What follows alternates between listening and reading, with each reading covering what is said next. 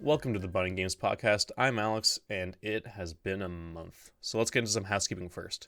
I've been on vacation and was going to use that time to fire out some videos, but ended up just enjoying my time off instead of monetizing my hobbies like a real boy. I have about 3 scripts done up and ready to record. 2 of them are not really for my audience and should draw some anger from the 5e Pathfinder crowd, so those should be fun. But instead of doing those, I decided to do a podcast episode since it has been a minute since episode 1. So let's get right into it. The first thing I want to talk about is the dissolution of Centaur Games, the creators behind 1,000 Islands. Now, I don't know if Centaur Games is actually going to be dissolved or if it's just mostly just like the 1,000 Islands, but Centaur Games as we know it, with Zedek Sue and Monkhouse sort of being the two faces of it, is what's breaking up. And honestly, this news is like really saddening to me. I try to keep personal life off of the internet, but I think it'll help give some context as to why this news upset me to an amount that surprised even me. I grew up in Asia for about 5 years in my early teen years, and every year for about a month, my family would go to a different Southeast Asian country, engaging the different cultures, history, and of course, the amazing food of the region. Anyway, all this to say, having Southeast Asia be such a big part of my formative years, the entire region has a very special place in my heart, and the 1,000 Island zines have some of my favorite RPG content that I have found due to that connection. Just to make it clear, I'm not trying to make the dissolution of Centaur Games about me, more just giving the explanation as to why this has hit me a lot harder than anything else I can remember related to RPG news. It seems like a pretty classic conflict of who deserves what between Zedek Sue, the main writer and promoter for the brand, and the main artist and owner of the brand, Munko. There's been some public back and forth, and I'm not going to cast aspersions or speculate on what happened because I know literally as much as anybody else. I'll post the original accusations from Zedek and the 2 responses from Munko in the show notes at the time of this episode's recording, but essentially Zedek and Munko have worked on and recently released Reach of the Roach God, a Kickstarter-funded OSR campaign in the same Southeast Asian-inspired world of 1,000 Islands.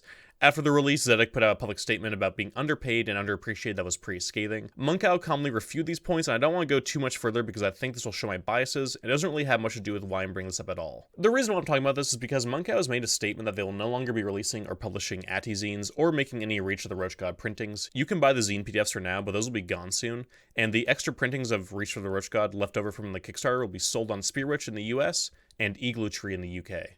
All profits will be split equally between Munko and Zedek. I just want to spread the word so that as many people can get their hands on these works, even if it is just in PDF form and not in physical form, just so they can experience them like I and so many others have before it becomes much more difficult to do so. I'll put all the links I can in the show notes for where to grab the PDFs and the public discourse surrounding the controversy so you can read for yourself and come to your own conclusions. I was always planning on doing a series going through each zine and talking about how to actually use the content in your games. I'm also going to be running Reach of the Roach God for some friends starting in August, so I'll probably have a big review for that in like 6 months or so, depending on how long that campaign takes to run, essentially. Anyway, let's get to some less dramatic and depressing stuff and talk about some fun gaming I've done this month. So this month, I played Trophy Dark for the first time, and goddamn, was that a lot of fun. So I don't really have much experience with this style of RPG. Thematically, the closest thing I've run to this before was Heart, and I really like Heart and its vibe, but I find it a bit confusing to run. I find the mechanics are not necessarily complicated, but the book doesn't really tell you how to properly run it, in my opinion. I think with people who are more used to those kinds of games, they won't have that issue as much if you're used to PBTA or story games like Trophy Dark, where you're more used to that style. But for somebody coming from, OSR or just coming from D&D, I had a lot of trouble my first time running Heart, where I was like very confused and had to really sort of shift my brain a bit in how to run it. Trophy Dark is a similar one where, you have these doomed characters delving deep into madness, and that fills that similar niche. But I feel like it acts like a good tutorial for Heart because it's a lot less weird, so there's less to wrap around just with the weirdness alone, and the mechanics are so much simpler and super stripped down that you really don't need to worry about all that much because it's so freeform. Also, Ben Bond made a character keeper for Trophy Dark, and there's also a Trophy Dark roller for the dice system that is easy to use, so running the game online is so simple and really smooth, which when I first had the book in my hands was really weird about how I was going to run it online because it feels like it's much more of a game for running in person. But that character keeper, as well as the Trophy Dark dice roller, which I'll both put links for in the description, were super good. The character keeper actually has a whole walkthrough of how to make your character that's really easy to do. It's so well made. As for the game itself, it is such a fantastic one-shot system, and it was really fresh playing a dark fantasy game that wasn't based mechanically in D&D. I've already got 2 more games of Trophy Dark lined up because of how much fun I had with it the first time around. However, I will say it went really well thanks to having a truly amazing group of role players who really bought into the play to lose aspect of the game.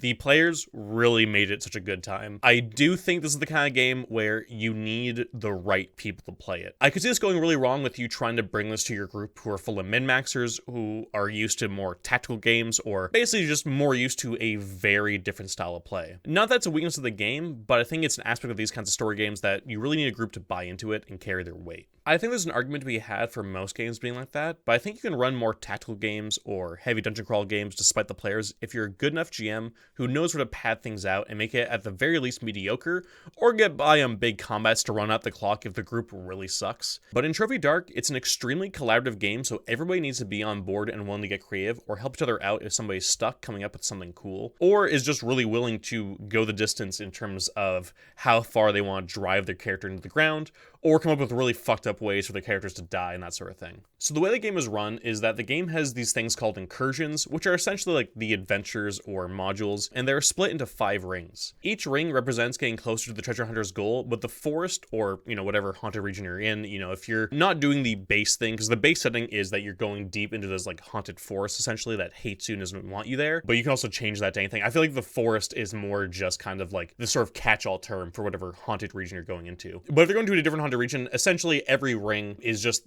getting more and more hostile and more crazy into something further into madness. You start at ring 1, and then ring 5 is the final ring. And every incursion has a theme that has one word attached to the incursion. This theme is a helpful thing to come back to if you're ever stuck on how to push the story forward.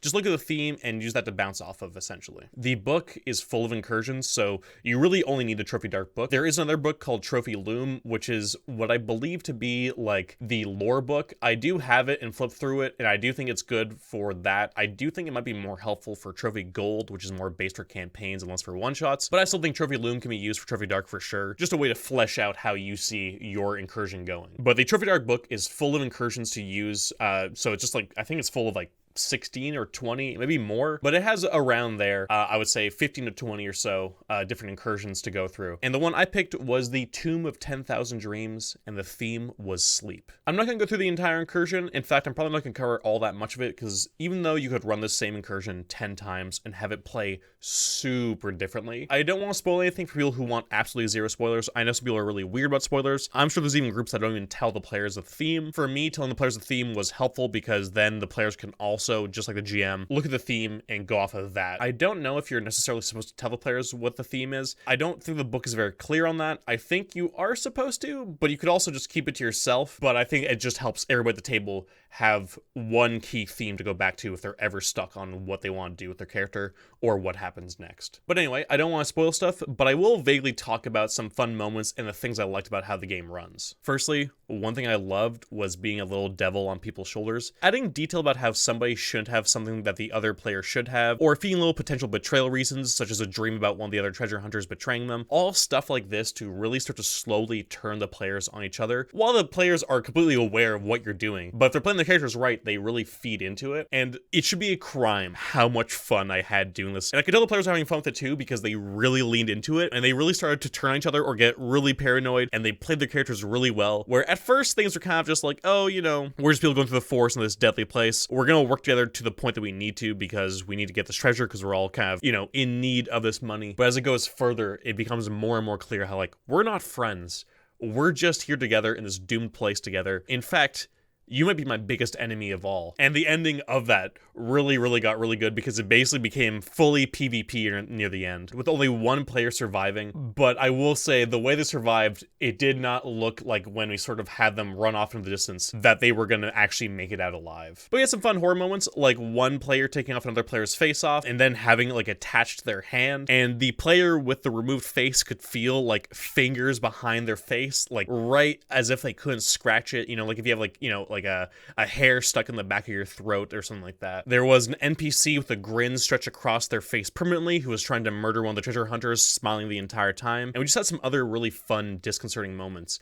And a lot of the stuff that came up was so organic, and it came from the players coming up with something cool and then me just running off of it, you know? So having that sort of collaborative storytelling was just such a fun difference. I've tried implementing that stuff in other games before, but I do think because this game really forces it like that, it's like the entire premise and focus of the game, everybody's on board with it. Because I've done that in games like DCC or Rules Out Number, or honestly, even when I was playing 5e, I threw that sort of stuff in every once in a while. But if the players aren't really there for that, or they're not expecting it, or if you don't properly, you know, set up that you're going to make them have to collaborate with certain things or come up with certain stuff, a lot of players can sort of give you a little bit of like a deer in the headlights look, or they might stammer over it, or they might just come up with something that doesn't totally screw them over, or it doesn't come up with something that's like super cool because they weren't expecting to have to put their brain in that mode. They were ready to, like, you know, kill monsters and get loot. So having it where this is the entire focal point of the game meant that all the players were firing all cylinders. They didn't have a shitload of mechanics that they need to keep track of. After the game, I still felt like I had a bunch of energy because my brain wasn't, you know, constantly trying to find rules or constantly, you know, look at different numbers and stat blocks and that sort of thing. It was really just like a bunch of friends around a table just riffing off of each other, and it just came off so naturally and so fun. You know, for such a horrifying, really grim game, there was a decent amount of laughing at the table. I think what makes it such a great one-shot system is just the complete lack of prep and rules-light nature of it to make it so easy just to pick up and play. There are some growing pains coming from other RPG genres that you have to get used to, and I do think I definitely could have done a better job, but I'm super happy with how much fun everybody had for the first time. I can't stress enough how lucky I was to have an amazing group of players who really took a weight off my back and really played their characters properly. I actually do think this is a game that you can play wrong, which is not something I would say about most games, but if you do not lean into you are here to play to lose, that your characters are doomed, you are not playing heroes. And not like in an edgy way, just that like that is the style of game. If you try to play this as fantasy heroes, I just think you are playing the game wrong. You should want your character to die. You should want them to have an incredible, crazy story. You are at the end of their story and not the beginning. Perhaps they had past heroics, perhaps they had, you know, past things that they were really good at or that they're proud of. We are no longer in those days. We are now in the days of like their end and everything being horrible. I am super excited to run more of it. I will definitely be posting more games of it on my server, and there will definitely be a why you should play video for the system. I think one of the other things I like too, that in the book it says that I think would be a really fun thing to do for just a campaign or for an actual play, just because I think it would be a really fun, unique thing to do as a start. In the Trophy Dark book, it says that you can run this almost as like a flashback. And what it means by that is that you could take, you know, just say you want to take some sort of OSR dungeon. You could essentially have the players in Trophy Dark run through that and then have them find their doom. And then later, maybe play in a different system, maybe play in Trophy Gold, maybe play in Worlds Without Number, or, you know, Shadow the Demon Lord, or whatever it is. And what you could do with either this new group of players or just new characters in this either new system where the characters are not destined to die like they are in Trophy Dark is have them run through that same dungeon that the Trophy Dark characters perished in. That could just be like a really fun way to both flesh out the dungeon with some stuff that's in there, you know, maybe some monsters that you described or that the players described in the Trophy Dark game. The players in this new group could,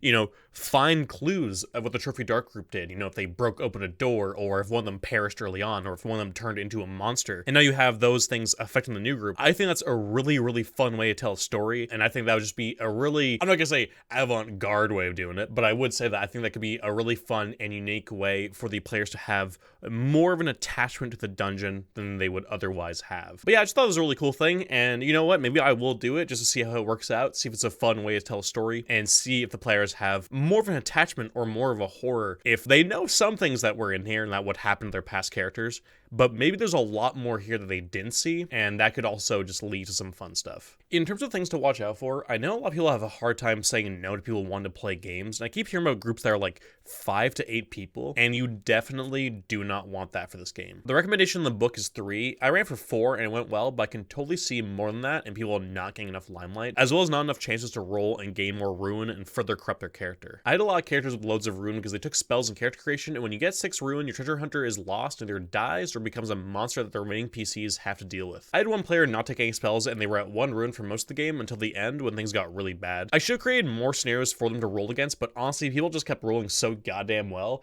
they kept getting out of having to even take ruin. Like, I got so many 6s. Essentially, if you get, I believe, a 3 to a 5, that is a success with a ruin.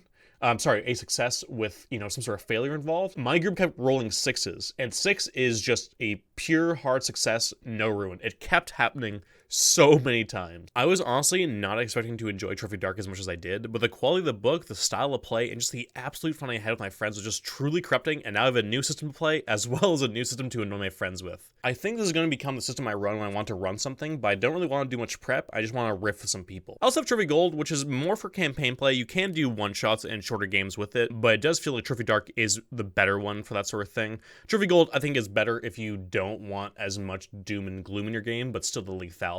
And Trophy Gold was the one I was more interested in originally, but then I started reading Dark as well as Gold, and for some reason, Dark really captured my heart. Not that it's like a competition between those two, and I'm sure I'll run Gold at some point and really love that if I love Dark this much, but just Dark has this thing to it. I'm just like, I don't know how to describe it, but it's not like any other game I've played. Now, with that said, I haven't played that many story games, so who knows, maybe this is just a very run-the-mill for this kind of genre, but for me, it was super fun, super easy to run, and I highly, highly recommend it. One thing I do recommend, though, as well, is that if you are running for people for the first time, or just running for people who haven't played before, there is a page with a short bullet point list of player principles. And I recommend reading that out to the players at the table, because I did it at the beginning of my game, and I do think actually making sure that they have heard it, or, have read it, because, telling your players to read something, a lot of the time, you look at the table, and you'll be like, oh, did you guys read that thing I told you guys to read? And you'll have half the group go, oh, yeah, I did. And the other half go like, no, I never really found the time to, read those 2 paragraphs you sent me. Sorry about that. So making sure they actually hear it from you as you read it out is good enough, I think, to really solidify, hey, these are the things you need to keep in mind. You need to keep in mind that you are here as a collaborative game with your friends. You are going to lose. You should play to lose. You should revel in losing your character. There is a catharsis in playing out these stories. There's catharsis in playing power games and everything else, and there's a sort of running joke with my friend where I just keep playing games that say on the back, "You're no hero," and it is true. I am sort of becoming a meme of myself where I keep playing these games that do that, but they're just so much fun. And I think this one really captures that "you're no hero" like nothing else I've done. Because a lot of the other ones are more just like, oh, you're no hero. You have 1 hit dice and you're gonna get your ass beat. There's a bajillion dark fantasy OSR games out there right now, and a lot of them honestly just kind of look the same. A lot of them look like, Morkborg at home, and they aren't really for me, but this one, man, it really captures the exact essence and the catharsis I look for in those kinds of games. But again, you really, really want to make sure you have a group that totally buys into that, because I have had groups in the past I could tell if I tried running this for them, especially when I was running in my 5e days, or just when I was in that transition period of trying to get my friends out of 5e, I could see them being like, God damn, dude, all your games are super depressing. You keep wanting to run these games where we all suck and die and everything else. Or they might be like, I don't want to lose. I can't turn that part of my brain off. I'm sorry. I play this game like I want to win, which can work in a sort of meta sense if the character obviously wants to win, because your characters do want to win and get the gold and get out, as long as they know the character is doomed. If they constantly want to get everything they can, want to make every good choice possible, and then try and survive, I think that can be fun, as long as they're okay with you pulling the rug out from underneath them when something bad happens and that sort of thing. But in general, I think when I'm going to play this, because I still haven't played this as a player, I think I'm going to take a lot of chances of trying to get my character in trouble just to see what happens. Making stupid choices, making selfish choices, making choices that in any other game I probably wouldn't make, because I would probably die or get the group killed or just make things infinitely harder and worse for us. But in this game, because that's the point, and because you're doing that, there is like a fun in doing it. There's a fun in seeing how far you can take your character and what you can do to them. I think it's very similar in a weird way, and this might not really make sense, but I'm just thinking about it now as I'm rambling on about this. But it kind of reminds me a bit of like what you would do to Roller Coaster Tycoon characters. I don't know if any of you guys played that when you were a kid, but I remember like there was that one tower that would go up, and you would like, if you take like the top off, the group would go off and explode at the top, or like you take off some parts of the railing of a roller coaster and they would go flying off the side. It feels a little bit like that. There's almost like that fun of just seeing what you can do, which I realize now I'm making myself sound like a complete psychopath, but I really can't describe it better than that, and I think that analogy is probably the closest thing I can come to right now with how it makes me feel. Just that same sort of cathartic fun of just doing really, I guess, destructive behavior in a safe space. Anyway, thank you so much for listening. This has been another rambly episode.